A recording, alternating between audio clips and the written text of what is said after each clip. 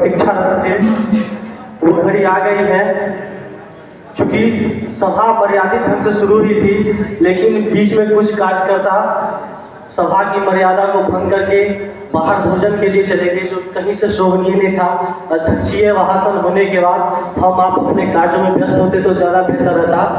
हम श्रीमान मनोज भारती जी, माननीय अध्यक्ष बिहार प्रदेश जन सुराज को सादर करबद्ध आमंत्रित करना चाहते हैं, जो मंच पर आए और अपनी वाणी से हम लोगों को संबोधित करें। माननीय अध्यक्ष जी, जोरदार ताली से स्वागत करें।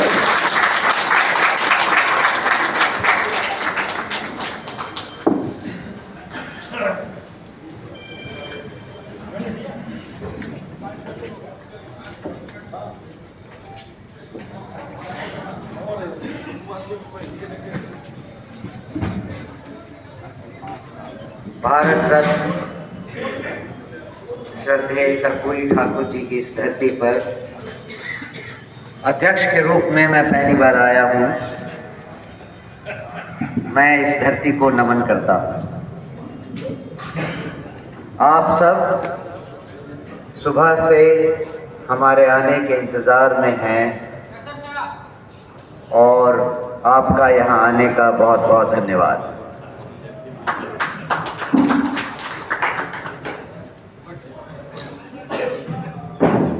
चंद्रमणि बाबू जो कि जिलाध्यक्ष हैं,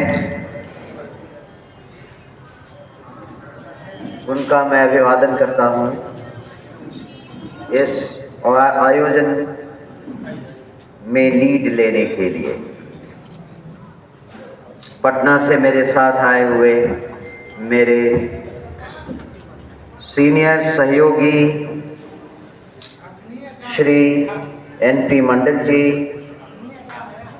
श्री रामचंद्र राम जी, वसीम नैयर भाई,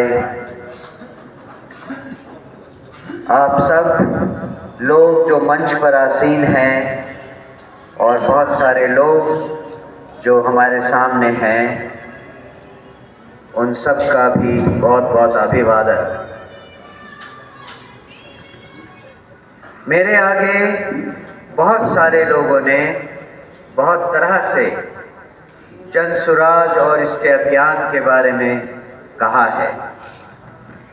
मुझे मालूम है कि आप सबको जन सुराज के मूलभूत सिद्धांतों के बारे में पता है, मगर मैं कुछ बातें आपसे दोहराना चाहूँगा। जन सुराज पार्टी भारत में, बिहार में बदलाव लाना चाहती है। बिहार में जो बदलाव आना है उसकी रूपरेखा सबके सामने प्रशांत किशोर जी ने इतनी बार कहा है कि आप सबको वो कंठस्थ याद है। चाहे वो बच्चों का मुफ्त अच्छी शिक्षा के बारे में हो, युवाओं के रोजगार के बारे में हो, वृद्धावस्था पेंशन के बारे में हो, महिलाओं को रोजगार देने के लिए बैंकों से कर्ज देने की बात हो, या किसानों के लिए मजदूरों की व्यवस्था का इंतजाम हो। ये सब जन सुराज पार्टी बिहार में बदलाव लाने के सूत्र की तरह बताती है। लेकिन बिहार में बदलाव लाना एक ज्यादा ही मूलभूत बात खड़ी करती है। बिहार में मेरे ख्याल से दो मूलभूत परिवर्तन होने जरूरी हैं। सबसे पहला, भ्रष्टाचार को यहां से हटाना ही होगा, और दूसरा, कानून व्यवस्था को सही कर दें तो बहुत सारी समस्याएं खुद ही समझ जाएंगी। दोनों कहीं न कहीं एक दूसरे से रिलेटेड हैं, लेकिन इन सब की जड़ें मैं मानता हूं कि वो इस चुनाव से ही शुरू होती है। चुनाव में हर उम्मीदवार जीतने के लिए अगर 7-10 करोड़ रुपए लगाता है और उनमें से कोई विधायक बनता है, उनमें से कुछ मंत्री बन जाते हैं, तो उनका सबसे पहला एम क्या होता है? कैसे वो 7-10 करोड़ जो लगाए हैं उनको वापस लिया जाए। इतना ही नहीं, अगले चुनाव की में आसानी हो इसलिए 7-10 करोड़ और हो जाए, इसकी चिंता में लोग रह जाते हैं। नतीजा ये होता है कि हर विधायक, हर मंत्री, हर ठेकेदार से, हर सीनियर ऑफिसर से पैसे की डिमांड करता है। हर सीनियर ऑफिसर अपने जूनियर ऑफिसर से पैसे की डिमांड करता है और अंत में यही कड़ी उस जगह खत्म होती है जहां हम और आप, आम आदमी, किसी भी सरकारी काम के लिए सरकारी दफ्तर जाए तो उसका कोई काम बिना पैसे दिए नहीं होता है। आप किसी थाने में रपट लिखाने जाएं तो आपका काम बिना पैसे दिए नहीं होता है। भ्रष्टाचार की जो ये शुरुआत होती है, इसके तार ऊपर से जुड़े हैं और उसका कारण है चुनाव। आप ध्यान दें, यही वो कारण है जिसके कारण प्रशांत किशोर जी कहते हैं कि हमारा उम्मीदवार अगर सही अंतःकरण, शुद्ध मस्तिष्क का होगा तो उसे चुनाव में ये पैसे देने की जरूरत नहीं पड़ेगी। हम उसे चुनाव लड़ाएंगे। आशा यही है कि हमारा जो उम्मीदवार जीत कर विधायक बने और उसमें से कुछ मंत्री बनेंगे, उनके मन में पैसों का लालच नहीं होगा। हम ये कोशिश कर रहे हैं कि हमारे उम्मीदवार, हमारे मंत्री, हमारे विधायक भ्रष्टाचार की शुरुआत ऊपर से नहीं करेंगे। सबसे कठिन बात हमारी पार्टी के लिए यही है कि हम कैसे वो 243 लोग खड़े करें जो जीतने के बाद पैसे की लालसा नहीं रखेंगे। कैसे हम अपने लिए निस्वार्थ भाव के लोग जो शुद्ध अंतःकरण से जनता की सेवा के लिए चुनाव लड़ें, उनको खोजें। इस सभा की शुरुआत में हमने अपने पार्टी का एंथम गाया। कभी आपने ध्यान दिया कि उस एंथम में हम क्या कह रहे हैं?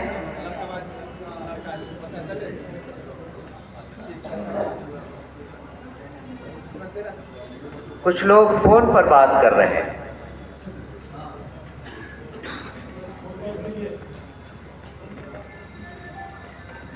ये एक नॉर्मल एटिकेट होना चाहिए।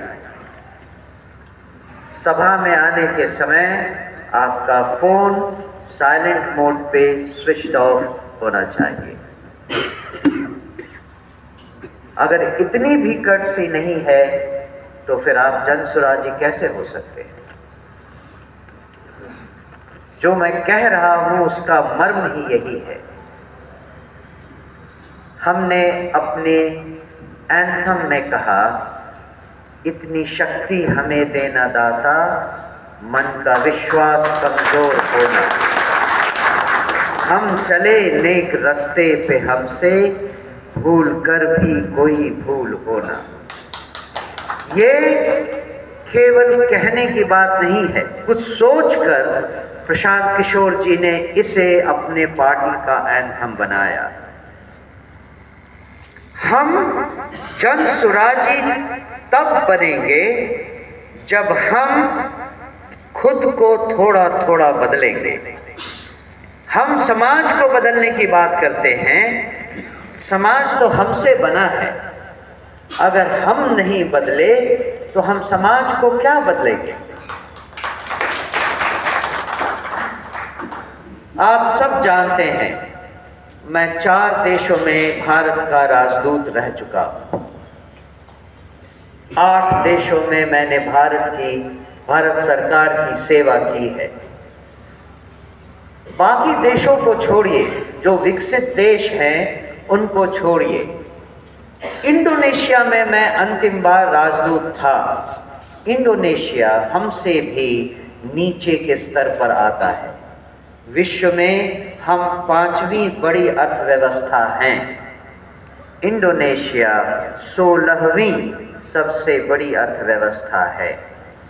लेकिन इंडोनेशिया में भी आप जाएं तो लोगों में जो अनुशासन है, self control, self discipline, social discipline है, उसको देखकर यहाँ आने पर लगता है हम 100 साल पुरानी जिंदगी जी रहे हैं। कहाँ से लाएं हम वो सोशल डिसिप्लिन? कैसे लाएं वो सोशल डिसिप्लिन जिससे बिहार में बदलाव आ सके? जन सुराज जिस बदलाव की बात करता है वो ऐसे नहीं आ जाएगा। चाहे आप 10 प्रशांत किशोर को रख दें या 10 मनोज भारती को रख दें, समाज नहीं बदलने वाला। बिहार में बदलाव की शुरुआत भी आपसे है और अंत भी आपसे है। आप अगर जनसुराजी हैं तो पहले अपने आप को टटोल कर देखिए, क्या आप जनसुराजी बनने लायक हैं? क्या आप समाज को बदलने का जो बीड़ा उठाना चाहते हैं उसकी शुरुआत अपने आप को बदलने से कर सकते हैं या नहीं? ये बताइए।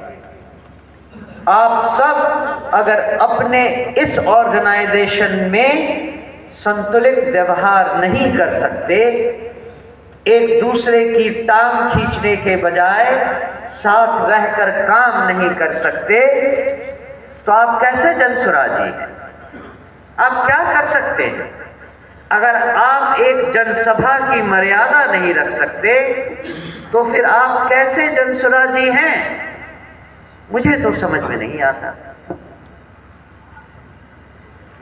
समस्तीपुर की धरती बड़े अग्रजों की धरती रही है, लेकिन अब ये समय है कि ये आपकी धरती भी बने। ये आपकी धरती तभी बनेगी जब आप बिहार को बदलने का बीड़ा उठाएं और अपने आप को बदलने की कोशिश शुरू करें।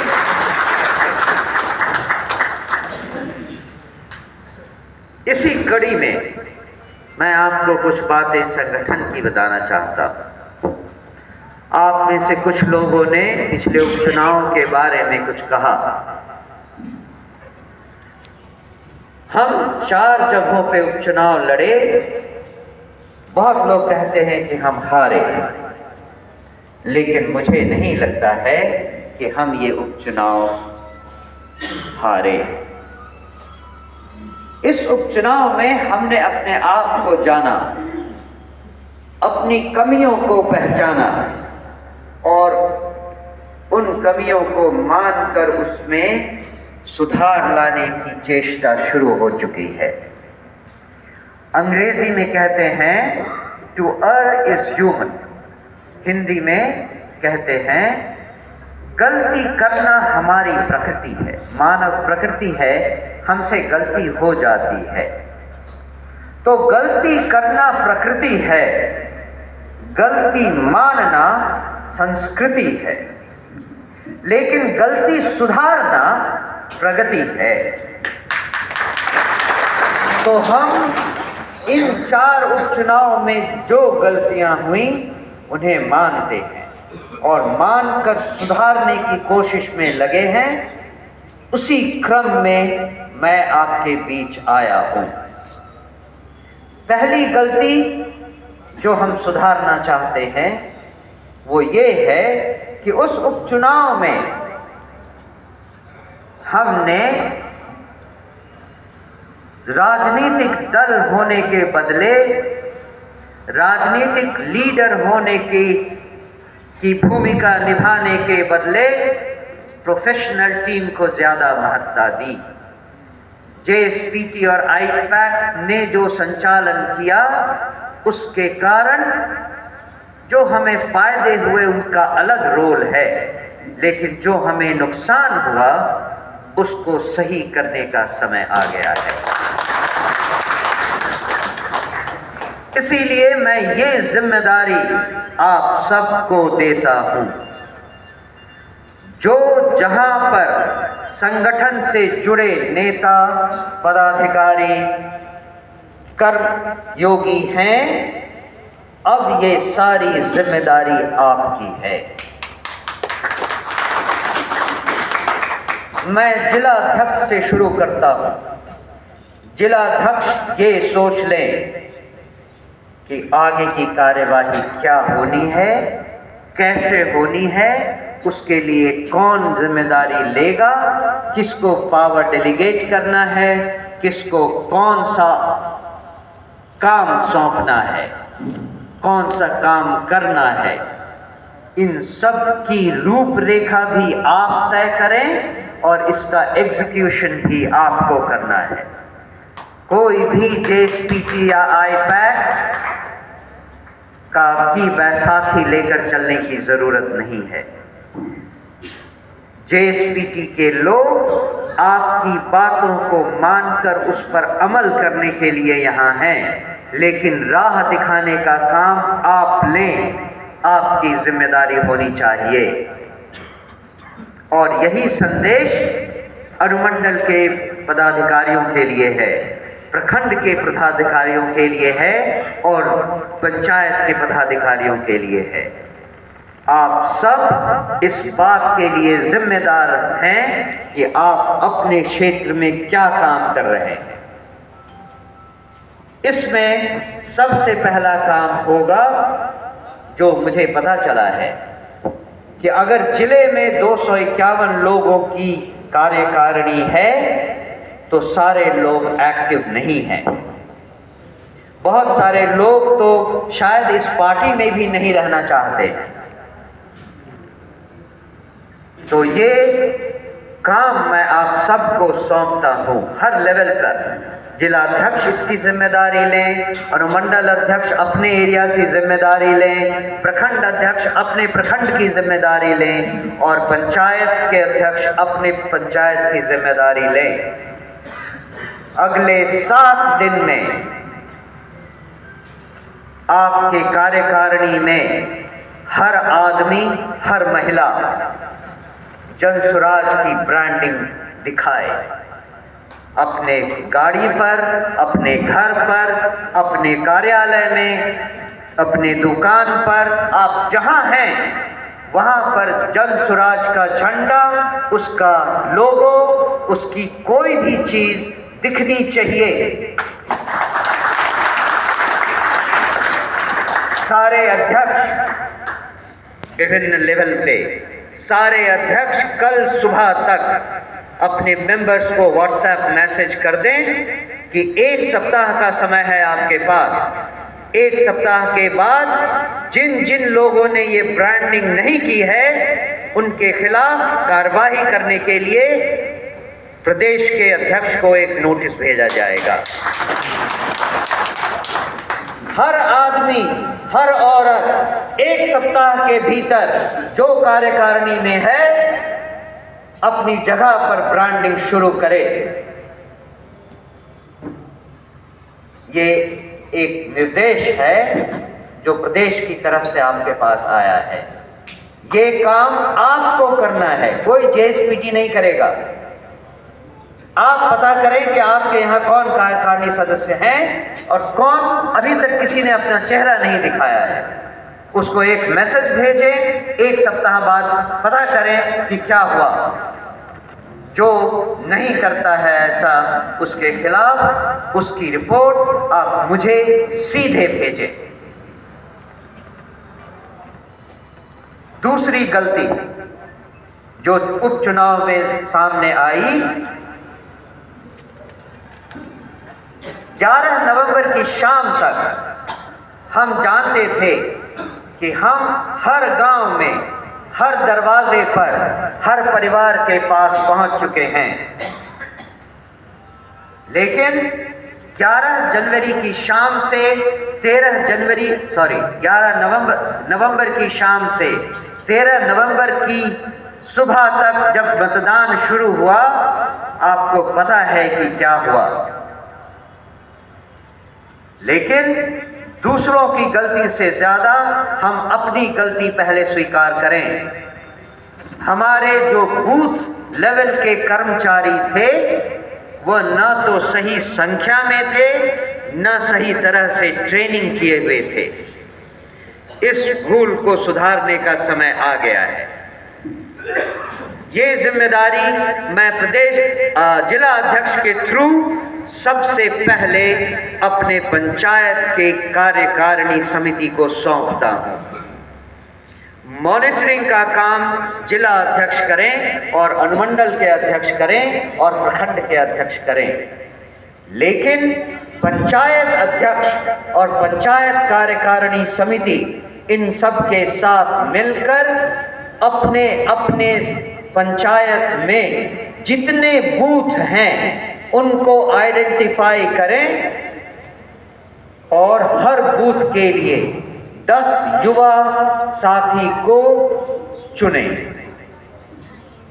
10 युवा साथियों में कम से कम 4 महिलाएं जरूर होनी चाहिए, क्योंकि जो पहुंच महिलाओं का है, किसी भी गांव में, किसी भी परिवार में, किसी भी घर के अंदर जाकर महिलाओं तक पहुंचने का, उसमें से हम में से कोई नहीं कर सकता।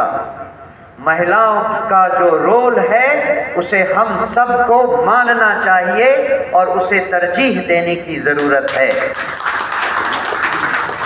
तो हर बूथ पर जो 10 लोगों की बूथ कमेटी बने, उसमें कम से कम 4 महिलाएं तो जरूर हों।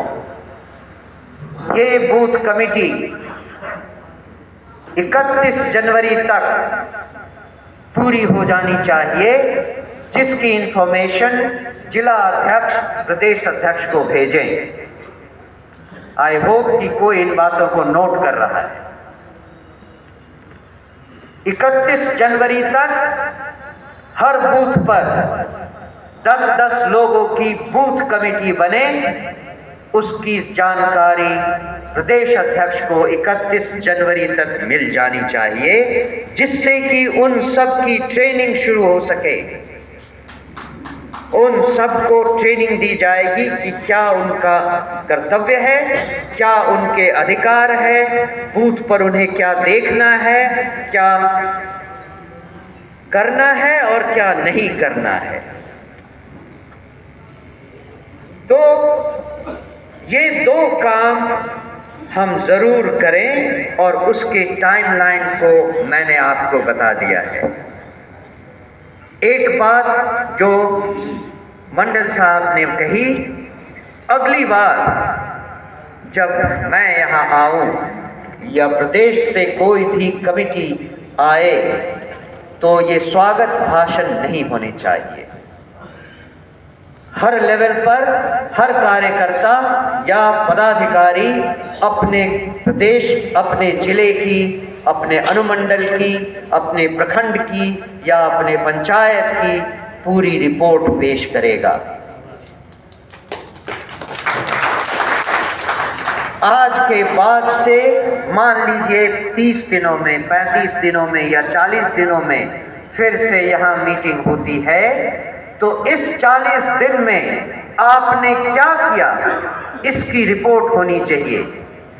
कितने कार्यकारिणी के मेंबर थे, जिनमें से कितने एक्टिव नहीं थे, उनमें से कितने एक्टिव हुए, आपने 40 दिनों में क्या क्या काम किया, उसमें कितने लोगों ने भाग लिया, कितनों ने भाग नहीं लिया, इन सब की पूरी जिम्मेदारी आपकी है और उसकी जानकारी आप अपनी रिपोर्ट में दें। कोई स्वागत भाषण करने की जरूरत नहीं है।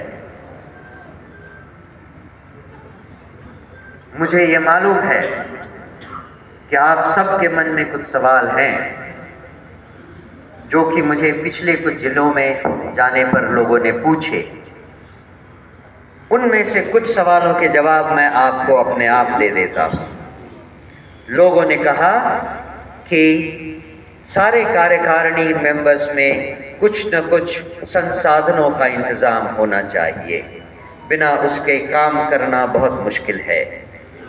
तो मैं ये आपको बता दूं कि ये निर्णय लिया जा चुका है कि जल्द ही हर जिले में जिला प्रमुख को, अनुमंडल प्रमुख को, प्रखंड प्रमुख को कुछ संसाधन उपलब्ध करवाए जाएंगे, जिनमें कुछ वाहन जरूर होंगे।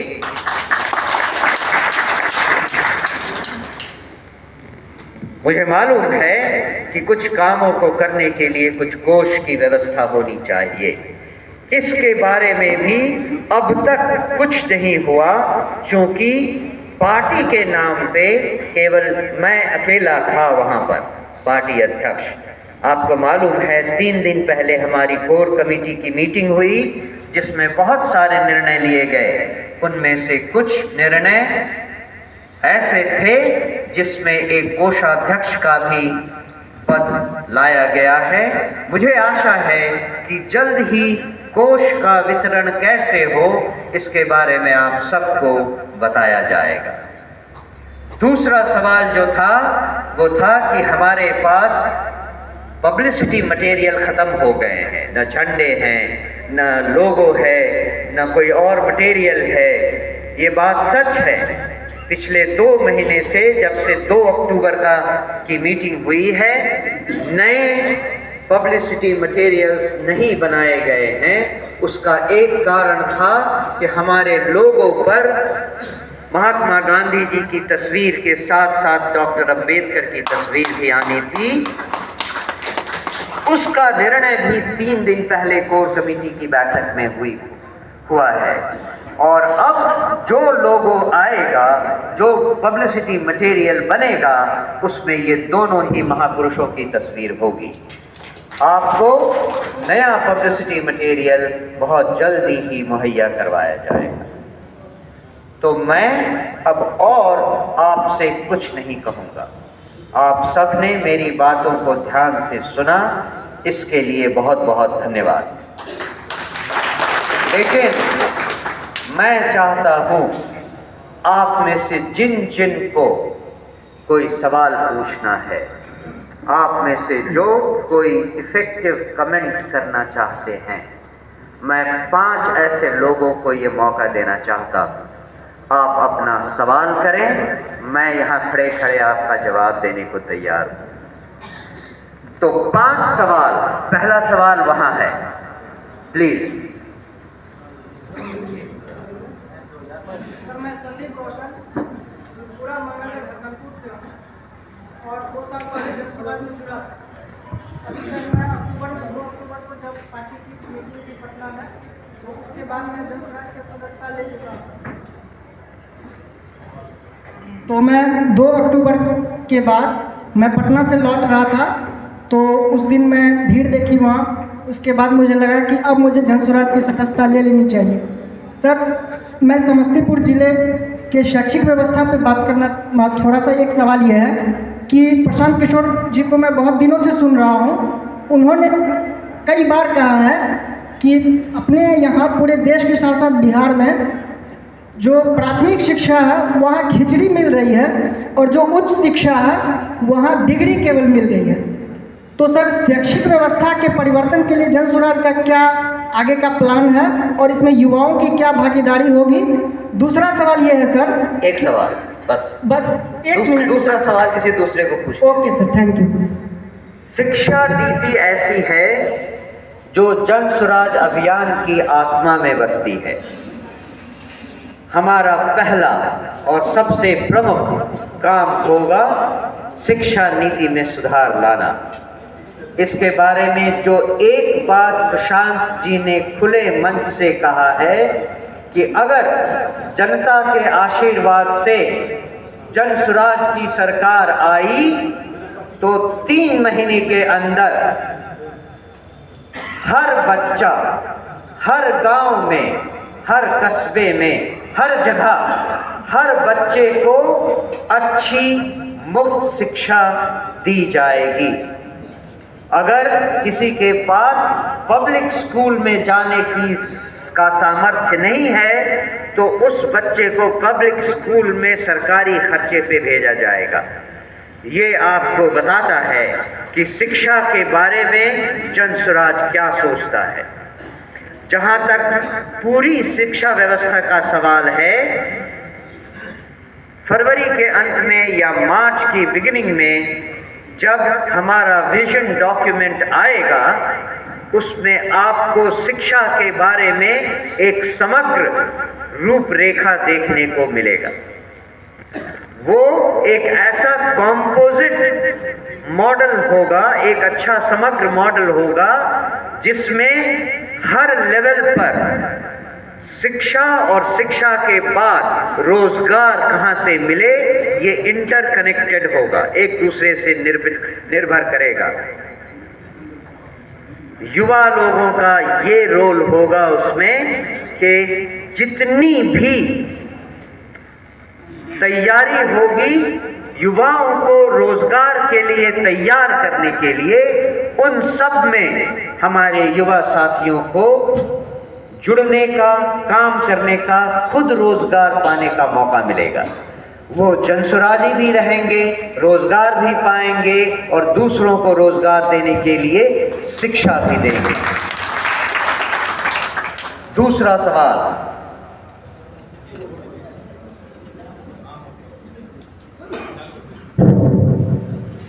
मेरा नाम डॉक्टर शंभू कुमार हुआ, विभूतिपुर ब्लॉक से मैं बिलोंग करता हूँ और रोसड़ा मंडल सचिव भी हूँ।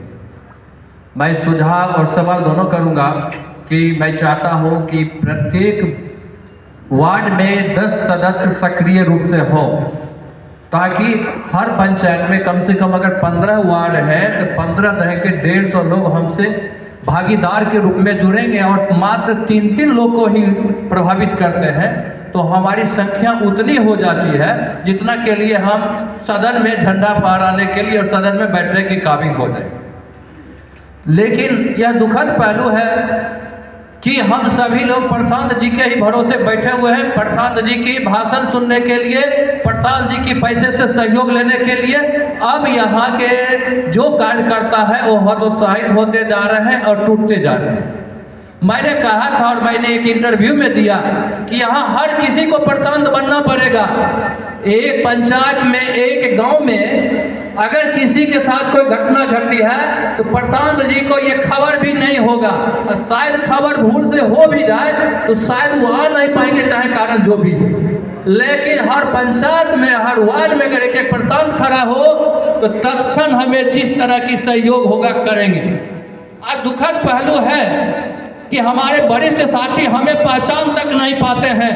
आपने अभी कहा था 150 या 250 जो जिला कमेटी के अभियान समिति के सदस्य हैं, हमें कितने लोग पहचानते हैं और हम कितने को पहचानते हैं? मैं अंदर में झांक के तो देखूंगा, लेकिन यही झांकना तो अपने ऊपर वाले को भी है, जो सिर्फ शीर्ष पद पर बैठ करके डफली बजा लेंगे, बैठ करके एक सभा को संबोधित कर देंगे। इससे समाज में कोई संदेश सही नहीं जाने वाला है, एक गलत संदेश जा रहा है। हम सभी दलों से उठ करके, सभी दलों से अलग थलग होकर के काम करेंगे, तब होगा जनसुराज और तभी जनसुराज की सत्ता मिलेगी। और नहीं तो ये अपना डफली, अपना राग हम बजाते रह जाएंगे और फिर वही होगा जो कहीं का नहीं। समझ गए? Thank you. आपने बहुत महत्वपूर्ण बातें कही हैं और उन दोनों के बारे में ही लगभग मैंने पहले कहा है। आपने उसमें थोड़ा मॉडिफिकेशन किया है। आप वार्ड के लिए 10 लोग चाहते हैं, मैं हर बूथ के लिए 10 लोग चाहता हूँ। तो ये आप लोग खुद डिसाइड कर लें, स्पेशली जो पंचायत लेवल पे हमारे अध्यक्ष हैं, कार्यकारिणी के मेंबर हैं, वो हमें इस बात की सूचना दें कि वो या तो हर वार्ड के लिए 10 लोग रखें या हर बूथ पर 10 लोग रखें। ये आप तय कर लें। लेकिन मेरे ख्याल से हमें बूथ कमेटी के निर्माण पर ध्यान देना चाहिए, वो ज़्यादा इफ़ेक्टिव होगा, पर आपकी बात में भी दम है। दूसरी बात जो आपने कहा, मैं उसको बिल्कुल अच्छी तरह समझता हूँ। और एक बार पुनः उन सारे पदाधिकारियों को जो विभिन्न लेवल पे किसी पद पर हैं, ये सुनिश्चित करें कि आप रेगुलरली मीटिंग्स बुलाएं, लोगों को जानना पहचानना शुरू करें। मैं आपको बताऊं, जिस दिन से मैं अध्यक्ष बना हूं, उस दिन से जब भी मुझे पटना में रहना होता है, आप पार्टी कार्यालय में मुझे 10:30 बजे से 6:30 बजे शाम तक, 10:30 बजे सुबह से 6:30 बजे शाम तक कभी भी आकर मिल सकते हैं। मैं हमेशा कार्यालय में रहता हूँ, कोई भी आकर मुझसे सीधा मिल सकता है, किसी को पहले से कोई अपॉइंटमेंट लेने की ज़रूरत नहीं है। मैं चाहता हूँ कि जिला लेवल पर, अनुमंडल लेवल पर, प्रखंड लेवल पर अगर आपके पास कार्यालय है तो वहाँ, नहीं तो एक निश्चित जगह पर सप्ताह के हर दिन कोई न कोई कार्यकारिणी का सदस्य अवश्य होना चाहिए। इसकी आप सुनिश्चितता निर्णय करें। दूसरी बात, रेगुलर मीटिंग हो जिसमें आप अपने सारे कार्यकारिणी के मेंबर्स को जानें, उनको समझें। अगर हमने आपसे कभी या किसी ने भी, कोर कमेटी के किसी मेंबर ने आपसे किसी भी सदस्य के बारे में पूछा, तो आप कम से कम 2 सेंटेंस उसके बारे में कह सकें जिसमें कुछ दम हो। तभी आपकी सार्थकता होगी, तभी आपके पद की सार्थकता होगी। ये मैं बहुत गंभीरता से, बहुत संजीदगी के साथ कह रहा हूँ। तीसरा सवाल,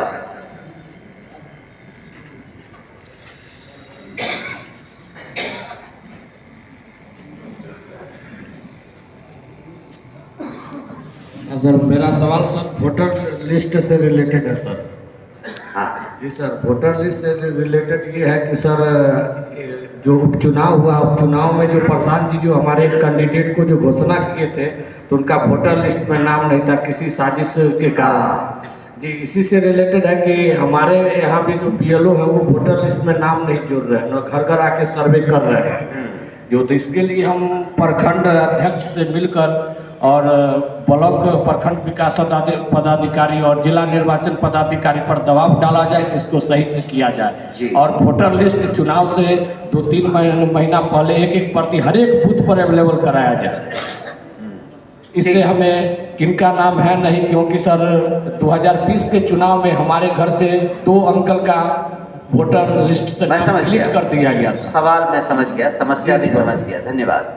ये बहुत इम्पोर्टेंट सवाल है और मैं चाहता हूँ कि जो राजनीतिक नेता हमसे जुड़े हैं विभिन्न लेवल पे, जिन्होंने वर्षों से राजनीति की हुई है, चाहे वो मुखिया के लेवल हो, पार्षद के लेवल पर हो या जिला लेवल पर हो, वो इस समस्या का समाधान निकालें। आप राजनीतिक क्षेत्र में बहुत समय से रह चुके हैं, आपकी जिम्मेदारी बनती है कि आप इन समस्याओं को पहले अपने हाथ में लें। ये तो पहली चीज होगी ना। वोटर में अगर कुछ लोगों का नाम नहीं है तो अब तो बहुत देर हो जाएगी अगर हमने और देर किया तो।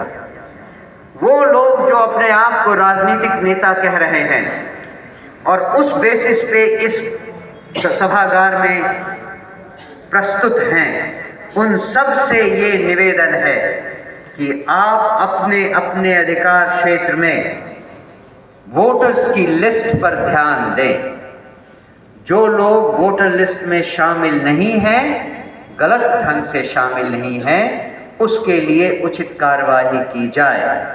अगर ज़्यादा नंबर में ऐसे लोग हो जाते हैं जिनका नाम वोटर लिस्ट में नहीं है, तो आप इसको एस्केलेट करके ऊपर तक लाएं। जिला लेवल के पदाधिकारियों से बात करें।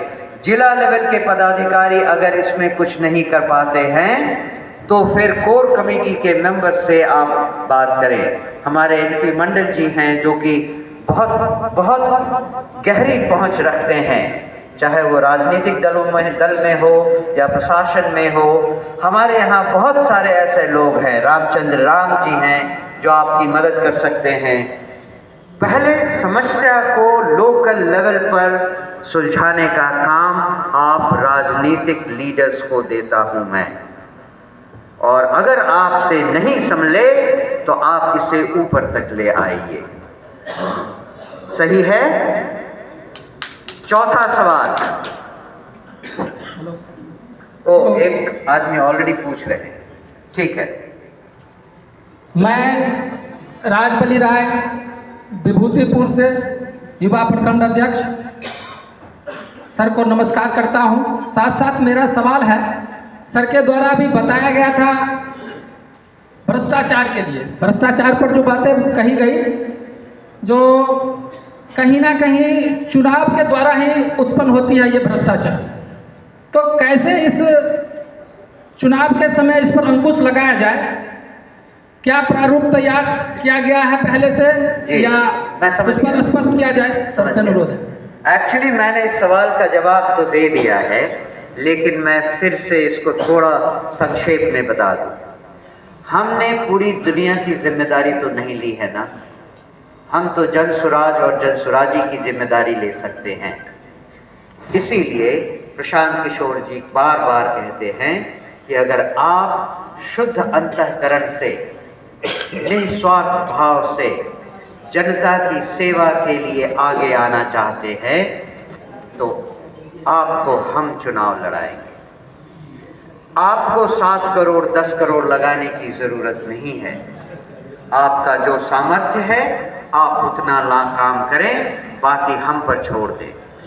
यही आशा है कि अगर हमारा उम्मीदवार जीतता है, विधायक बनता है, मंत्री बनता है या बनती है, तो उनके मन में कोई लालच नहीं होगा। भ्रष्टाचार की जो शुरुआत ऊपर से होती है वो शुरुआत हमारे उम्मीदवार, हमारे विधायक, हमारे मंत्री नहीं करें। हम केवल इतनी गारंटी तो ले सकते हैं ना। और अगर हमारे मंत्री भ्रष्टाचार रहित हुए तो हम वादा करते हैं हमारा पुलिस तंत्र भी भ्रष्टाचार रहित होगा। और उसके बाद नीचे के प्रशासन में कोई भी पकड़ा गया भ्रष्टाचार करते हुए, घूस लेते हुए, अनावश्यक दबाव डालते हुए, उसको कॉलर पकड़कर सीधा बर्खास्त किया जाएगा। 3 महीने के अंदर मैं आपको वादा करता हूं, अगर हमारी सरकार बनी और हमारे उम्मीदवार सही मायनों में जन सुराजी निकले तो 3 महीने के भीतर बिहार से भ्रष्टाचार का नाश कर दिया जाएगा। जरूरत इस बात की है कि हम वैसे शुद्ध अंतःकरण के निस्वार्थ लोग कहां से लाएं। यहां तो जो आता है सब टिकट ही लेने के लिए आता है। कहां से लाएं ऐसे लोग जो जनता की सेवा करने के लिए आगे आना चाहते हैं, जिन पर भरोसा किया जाए कि जब वो विधायक बनेंगे, मंत्री बनेंगे तो 1 पैसा डिमांड नहीं करेंगे किसी से। तभी तो हम प्रशासन को शुद्ध कर पाएंगे। कहां से लाएं ऐसे लोग? ऐसी शक्ति हमें देना दाता, मन का विश्वास कमजोर होना। अंतिम सवाल। माननीय अध्यक्ष जी, मैं राजीव कुमार पांडे, उजियारपुर प्रखंड संगठन महासचिव। अभी श्रीमान के आगमन के साथ कर्पूरी स्मारक पर आपके श्री हाथों के द्वारा माल्यार्पण किया गया। जब हम अम्बेडकर स्मारक की तरफ गए, जबकि प्रशासनिक अनुमति थी, फिर भी वह द्वार हम सबों के लिए बंद कर दिया गया। क्या इसके संदर्भ में जिला प्रशासन में कोई न कोई एक पदाधिकारी ऐसा होगा जो निश्चित तौर पर कहीं न कहीं बास्ट होगा? क्या उसके खिलाफ हमें प्रयास करना चाहिए? नहीं, मैं समझ गया। हम जनसुराजी इन छोटी छोटी बातों पर अपनी ऊर्जा नष्ट नहीं करते हैं। हम यहाँ आए हैं जनता को एक संवाद देने, जनता को जनसुराज की नीतियों के बारे में बताने, अपने को तैयार करने कि हम जनता के प्रतिनिधि बन सकें। अगर यहाँ प्रशासन कुछ करता है, ये उनकी प्रॉब्लम है, रहने दें। जैसे हम बार बार कहते हैं कि हम चुनाव किसी भी दल को हराने के लिए नहीं कर रहे हैं, भाग ले रहे हैं। हम शासन में आना प्रायोरिटी नहीं मानते हैं। हम उस दिन जश्न मनाने के लिए तैयार नहीं हैं जिस दिन जनता के आशीर्वाद से हमें शासन में आने का मौका मिलेगा। उस दिन हमारे कंधे उस जिम्मेदारी से झुके होने चाहिए जो जनता ने हमारे ऊपर डाला है। असली जश्न हम 2-3 साल बाद उस दिन मनाएंगे जिस दिन हम अगर किसी गांव जाएं या कोई गांव से एक आम व्यक्ति हमारे पास मिलने आए और कहे, अपने मुंह से कहे कि सर हम उस सरकारी दफ्तर गए थे, दाखिल खारिज कराना था, बड़े आराम से हो गया, किसी ने 1 पैसा नहीं मांगा। हम थाने गए थे, एक रपट लिखाना था, बड़े आराम से हो गया, किसी ने परेशान नहीं किया, 1 पैसा नहीं लगा। हम अपनी बीवी का इलाज करने अस्पताल गए थे, गांव वाले अस्पताल में, डॉक्टर भी था, अच्छे से देखा, इलाज भी मुफ्त हुआ, हमको बहुत अच्छा लगा। जिस दिन हम जनता के मुंह से ये सुनेंगे, उस दिन हम जश्न मनाएंगे। उस दिन हम जान लेंगे कि बिहार को बदलने की राह पर जिस हम चले थे, उसमें 1 कदम हम आगे बढ़ गए हैं।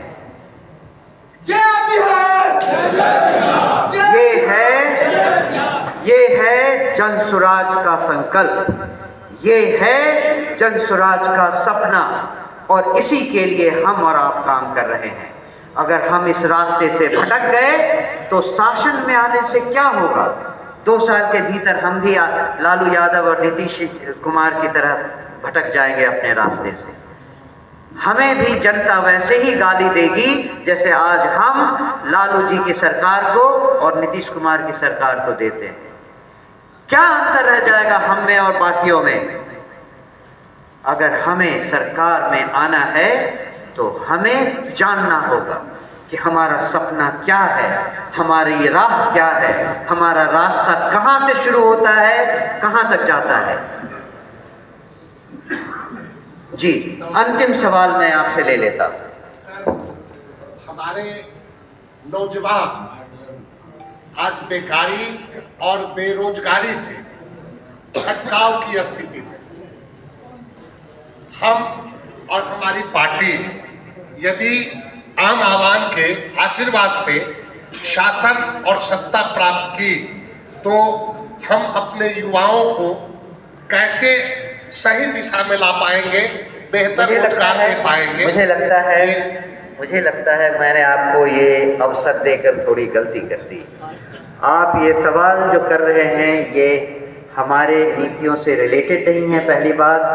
दूसरी बात, इस सवाल पर प्रशांत किशोर जी ने कई बार कहा हुआ है और खुले मन से उन्होंने कहा है कई बार कि अगर जनसुराज की सरकार बनी तो अगले छठ के बाद जो युवा यहाँ रहना चाहते हैं, बाहर जाकर 10-12 हज़ार की नौकरी नहीं करना चाहते हैं, उन सबको यहीं पर हम 10-12 हज़ार की नौकरी की व्यवस्था करेंगे। तो रोजगार तो हम देना कटिबद्ध है। ये सवाल आपकी तरफ से अभी आना मुनासिब नहीं था। तो अब हम ये सभा समाप्त करते हैं।